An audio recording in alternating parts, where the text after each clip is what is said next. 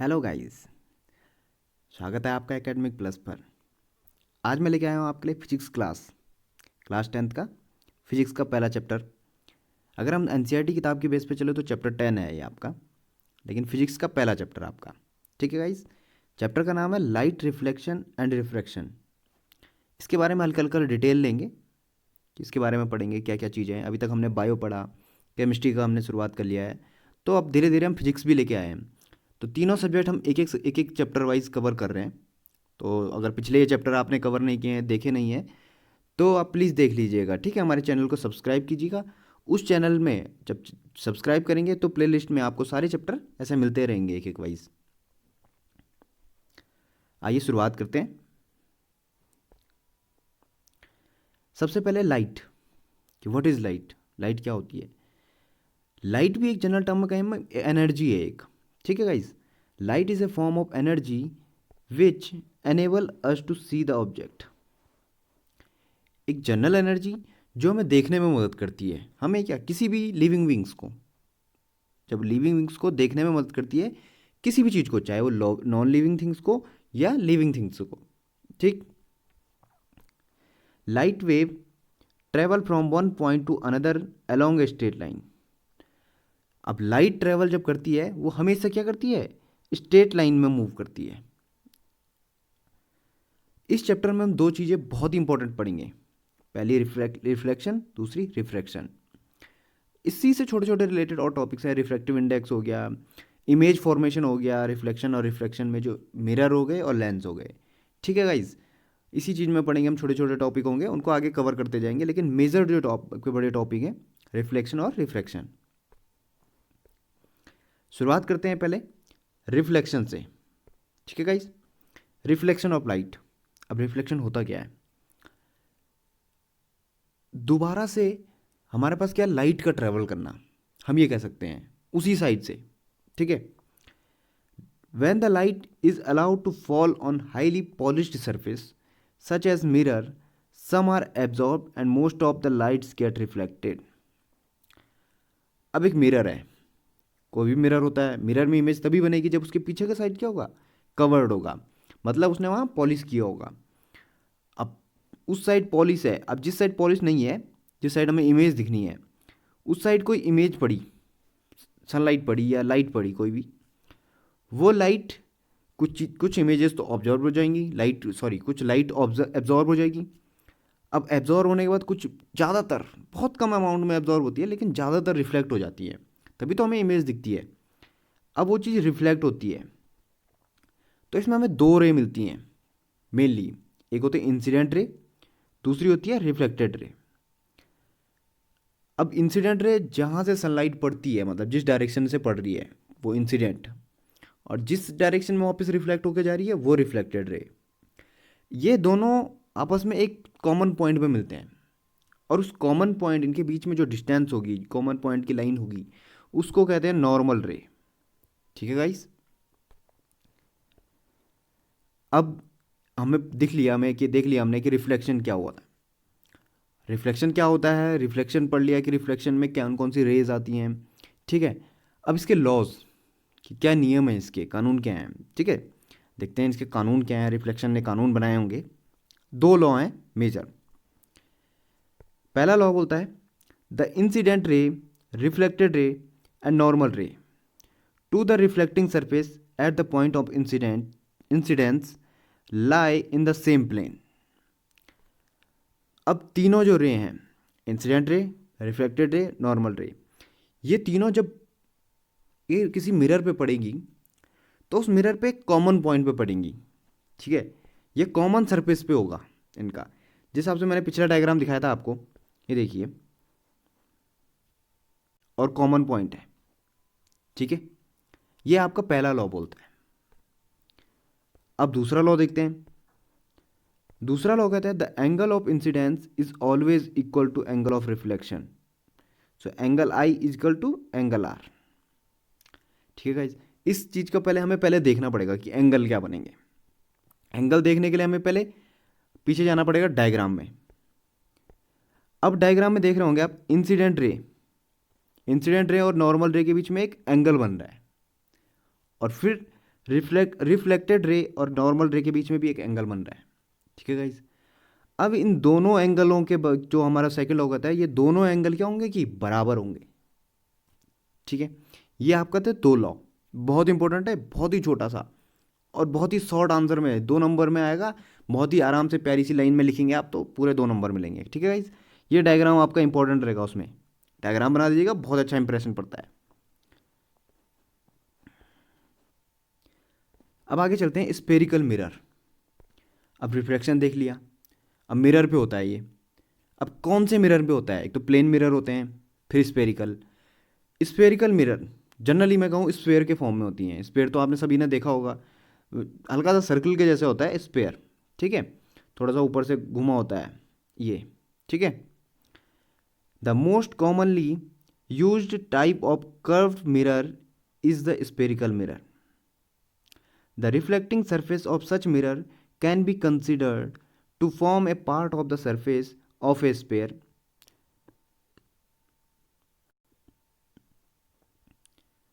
Such mirrors whose reflecting surface are spherical are called spherical mirror. अब ज़्यादातर जो mirror जिसमें इमेज हमें देखते हैं, जो हम यूज़ करते हैं, वो सारे क्या होते हैं, कर्व मिरर होते हैं। अब वो किसी एक स्पेयर मिरर का क्या पार्ट होते हैं, ठीक है, उसी को हम कहते हैं स्पेरिकल मिरर, ठीक है। पहला जो हमारा स्पेरिकल मिरर है वो कौन सा है, 2 टाइप के होते हैं हमारे पास ये स्पेरिकल मिरर, ठीक है गाइस। पहला टाइप देखते हैं, spherical mirror whose reflecting surface is curved inward that is faces toward the centre of the sphere is called concave mirror. दूसरा है spherical mirror whose reflecting surface is curved outward is called convex mirror. इस चीज को समझने के लिए मैं तुम्हें एक डायग्राम दिखाता हूं, ये डायग्राम। अब उसने कहा था यहाँ पे कॉनकेव मिरर, कॉनकेव मिरर में इनवर्ड कहा था उसने पहले, इनवर्ड इस साइड हमारी पास क्या बनेगी, सनरेज या सनलाइट पड़ेगी या लाइट पड़ेगी इस साइड, जिससे क्या होगा, हमें इमेज दिखेगी। ये आपका पीछे साइड क्या होगा, पॉलिश किया हुआ। और कॉन्वेक्स मिरर में ये आउटवर्ड दिख रहा है आपको, बाहर की साइड, इस साइड इमेज पड़ेगी, ठीक है गाइस। लाइट इस साइड पड़ेगी, इस साइड से इमेज बनेगी। ये आपके 2 टाइप के मिरर, कॉनकेव मिरर और कॉन्वेक्स मिरर। अब इन मिरर के साथ साथ हमें कुछ एक पॉइंट्स पहले पढ़ने पड़ेंगे, उसके बाद हम मिरर की इमेजेस पढ़ेंगे, मिरर के फॉर्मूले हो सकते हैं, ठीक है गाइस। इसके बाद हम धीरे धीरे, पहले हमें कुछ पॉइंट शॉर्ट वर्ड्स होते हैं, जो शॉर्ट टर्म्स हमारे होते हैं, उन्हें पता होना चाहिए कि क्या चीज़ होती हैं। अब मिरर में कुछ चीज़ें होती हैं, जैसे कह सकते हैं पोल, ठीक है guys, centre of curvature, radius of curvature, focal length. Generally आपने 8th क्लास या 9th क्लास में सुना होंगे ये टर्म्स, लेकिन ये होते क्या हैं इनको पहले समझ लेते हैं। Pole, the centre of reflecting surface of a spherical mirror is a point called the pole. The pole is usually represented by the letter P. अब सरफेस होता है जो भी, चाहे वो कॉनकेव हो या कॉन्वेक्स हो, उस स्पेयर का, उस मिरर का, स्पेरिकल मिरर का सेंटर उस सरफेस का, ठीक है गाइस, इसका सेंटर जो होगा वो आपका क्या होगा, पोल होगा, जिसको हम लेटर किससे करेंगे, पी लेटर से डिनोट करेंगे, ठीक है। फिर वो कॉनकेव में हो चाहे कॉन्वेक्स में हो, ठीक है गाइस। दूसरा होता है सेंटर ऑफ कर्वेचर। इसको तो आपको ना इमेजिन करना पड़ेगा, ये चीज़ ये इमेजिनरी है, ठीक। The reflecting surface of a spherical mirror forms a part of sphere. अब ये स्पेयर का पार्ट है, ठीक है guys. The sphere has a centre. अब उस स्पेयर का क्या होगा, सेंटर होगा, ऑब्वियसली बात है। This point is called the centre of curvature of a spherical mirror. अब इस स्पेयर, जो स्पेरिकल मिरर है, इसका सेंटर जो पॉइंट होगा उसको कहेंगे, क्या कहेंगे, सेंटर ऑफ कर्वेचर, सिर्फ पॉइंट को, ठीक है गाइज। अब ये पॉइंट हो गया आपका सी, इसको रिप्रेजेंट करते हैं सी से। अब ये चीज़ क्या हो गया आपका, कह सकते हैं हम इसको कि ये हमारा इस वाले मिरर कॉनकेव और कॉन्वेक्स का क्या है, पार्ट ना हो, ठीक है, उसमें काउंट ना हो, कि उसी में इंक्लूड ना हो, कह सकते हैं हम पूरे स्फेयर का मिरर पार्ट हो ये, ठीक है। The centre of curvature is not a part of the mirror, कहा था ना, मिरर का पार्ट नहीं है, इसको इमेजिन किया गया है। The centre of curvature of A concave mirror lies in front of it, however it lies behind the mirror in case of convex mirror. अब कॉनकेव मिरर और कॉन्वेक्स मिरर, कॉनकेव इनवर्ड और convex outward, इसका centre of curvature क्या होगा, उसके क्या होगा, front side पड़ेगा। लेकिन कॉन्वेक्स का क्या होगा, जैसे अगर यहाँ से लाइट सनलाइट आई या लाइट आई तो उसके बैक साइड, इस साइड क्या पड़ेगा, हमारा सेंटर ऑफ कर्वेचर बनेगा।